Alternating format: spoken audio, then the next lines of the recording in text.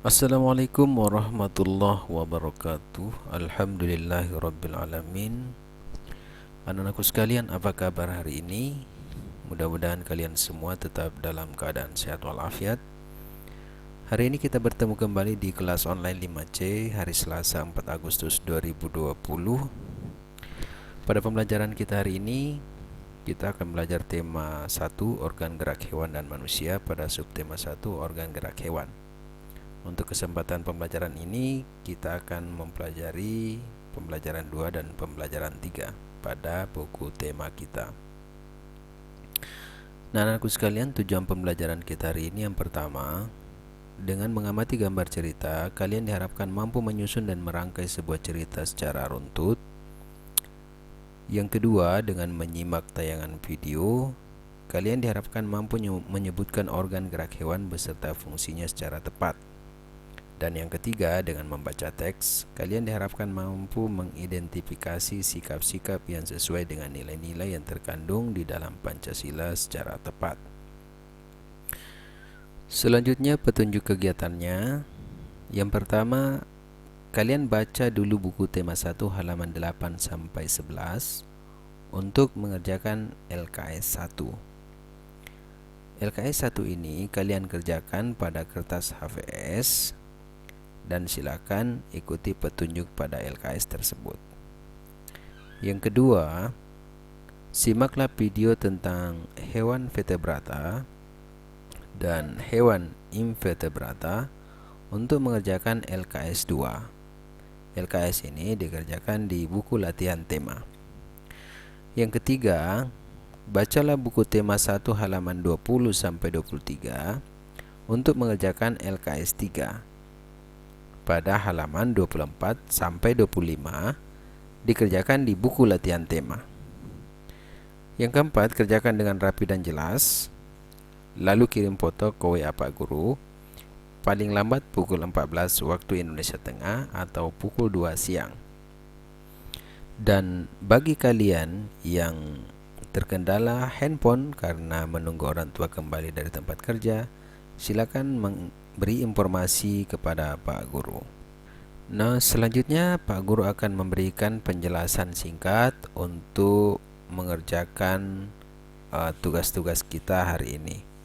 Pak Guru ingin mulai dari bagaimana LKS 1 dikerjakan. Silakan kalian simak penjelasan berikut ini. Nah, pada buku tema kalian di pembelajaran 2, kalian diinstruksikan untuk membaca halaman 8 sampai dengan halaman 11. Nah, yang dimaksud adalah ini. Jadi yang kalian akan buat di LKS 1 adalah seperti pada contoh ini.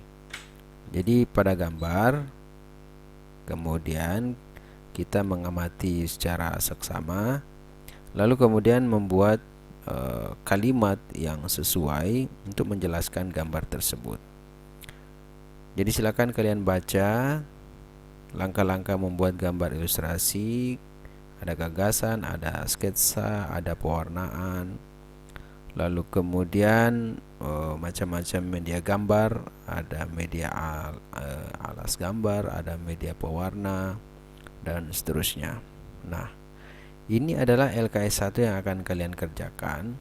Jadi untuk dapat menceritakan apa yang terkandung di dalam gambar, diperlukan ketelitian dalam mengamati gambar. Jadi harus teliti dalam mengamati gambar ini. Selain itu juga diperlukan kemampuan dalam berbahasa, baik lisan maupun tulis.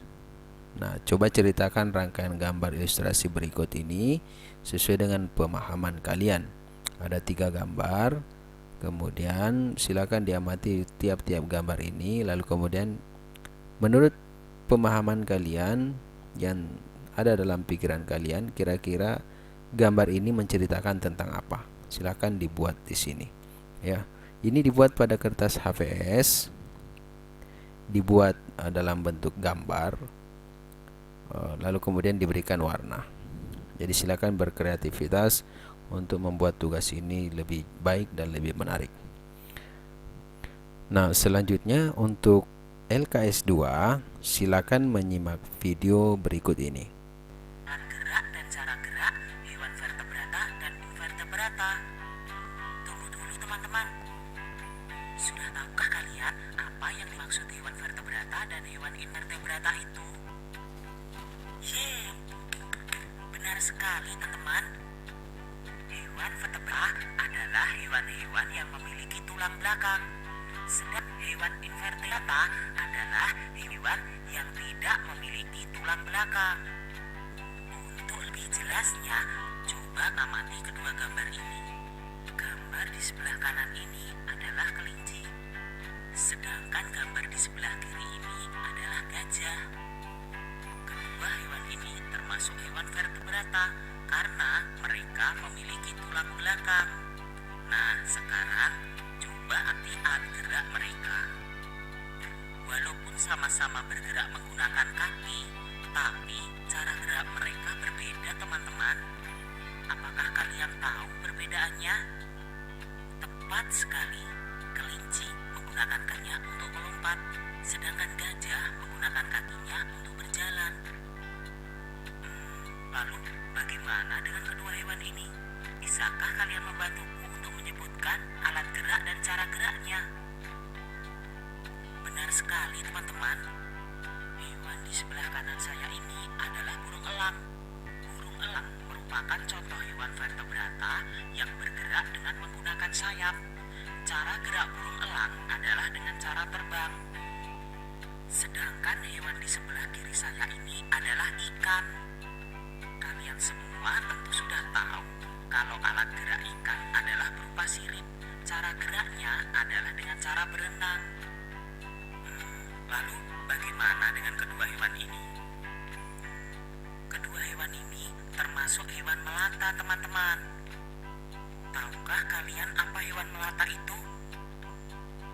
Hewan melata adalah hewan yang bergerak dengan menempelkan perutnya ke tanah.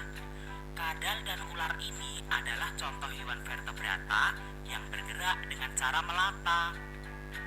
Bagaimana teman-teman? Apakah kalian sudah memahami cara gerak dan alat gerak hewan-hewan vertebrata? Luar biasa.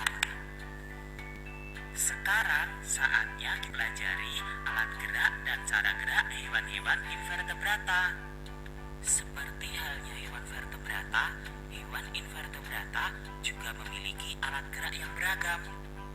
Ada yang bergerak menggunakan kaki, ada yang menggunakan sayap, dan ada pula yang menggunakan perutnya. Sekarang, mari kita bahas satu persatu, teman-teman. Tahukah kalian hewan apa di sebelah kanan saya ini? Tepat sekali. Ini adalah belalang. Belalang dan jenis serangga yang lainnya adalah contoh hewan invertebrata yang bergerak menggunakan kakinya. Sekarang, coba perhatikan hewan di sebelah kiri saya ini dan amati apa alat gerak hewan ini. Kupu-kupu ini adalah contoh hewan invertebrata yang bergerak menggunakan sayapnya. Contoh hewan invertebrata lain yang bergerak menggunakan sayap antara lain lalat, nyamuk, dan juga lebah. Kalau kedua hewan ini, apa ya alat geraknya? Lalu bagaimana cara mereka bergerak? Cacing dan siput ini merupakan contoh hewan invertebrata yang bergerak menggunakan otot perutnya. Oh iya teman-teman, selain kaki, sayap, dan perut, beberapa hewan invertebrata ada yang bergerak menggunakan tentakel. Tahu kalian apa itu tentakel? Tentakel adalah organ tubuh yang dapat memanjang dan bersifat fleksibel. Contoh hewan invertebrata yang bergerak menggunakan tentakel antara lain cumi-cumi, anemon laut, dan juga ubur-ubur. Sampai di sini, apakah kalian sudah memahami, teman-teman?